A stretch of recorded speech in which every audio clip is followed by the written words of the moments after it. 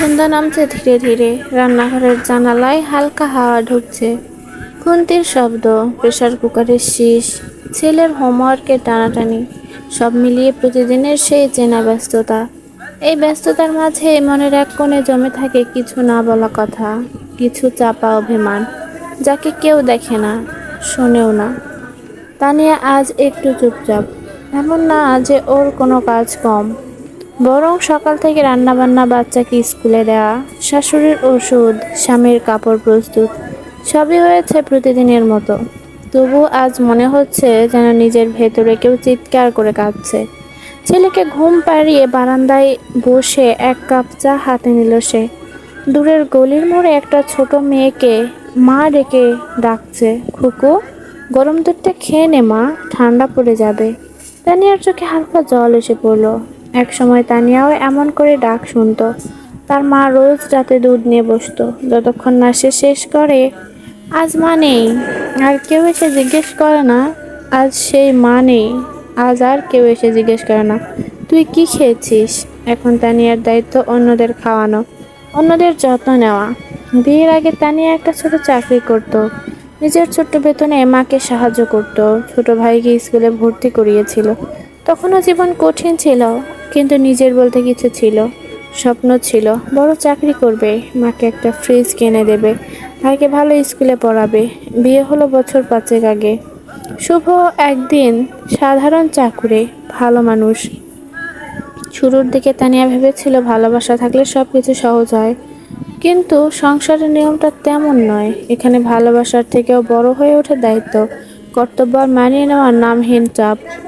প্রথম 2 বছর সবই ঠিকঠাক চলছিল। এরপর সন্তান, তারপর শাশুড়ির অসুস্থতা। ধীরে ধীরে তানিয়া বুঝলো তার নিজের বলতে কিছু আর নেই, নিজেকে কোথাও খুঁজে পায় না সে। তানিয়া চাকরি ছাড়তে হয়েছে, বাচ্চা মানুষ করতে হবে তো। অফিস আর সংসার একসঙ্গে সামলানো সম্ভব নয়, শুভ বলেছিল সহজভাবে। অথচ সেই শুভ নিজের অফিসের কথা কখনোই পেছনে ফেলেনি। একবারও বলেনি তুমি আবার চাকরি করতে চাও। তানিয়া কখনো মুখ ফুটে বলেনি, কিন্তু প্রতিদিন একটু একটু করে তার স্বপ্নগুলো মরে গেছে। সে চুপচাপ ভাত বেড়েছে, রাত জেগে বাচ্চাকে দুধ খাইয়েছে, শাশুড়ির জন্য ডাক্তারের সিরিয়াল নিয়েছে, আর নিজের শরীরের ব্যথাকে ঢেকে রেখেছে হাসি মুখে। সংসার করতে গেলে স্ত্রীকে স্যাক্রিফাইস করতে হয়, এই কথা হয়তো মুখে বলা সহজ, কিন্তু যার জীবন কেটে যায় সেই স্যাক্রিফাইস সে জানে কতটা যন্ত্রণা হয়। তানিয়ার এক বান্ধবী রিমি এখনো চাকরি করে, ওর একটা গাড়ি আছে, সপ্তাহে একবার নিজের জন্য পার্লারে যায়, নিজের ইচ্ছে মতো জামা কাপড় কিনে। তানিয়া মাঝে মাঝে ভাবে ও কি সুখী, নাকি সেও তেমনই কোনো না কোনো জায়গায় স্যাক্রিফাইস করছে।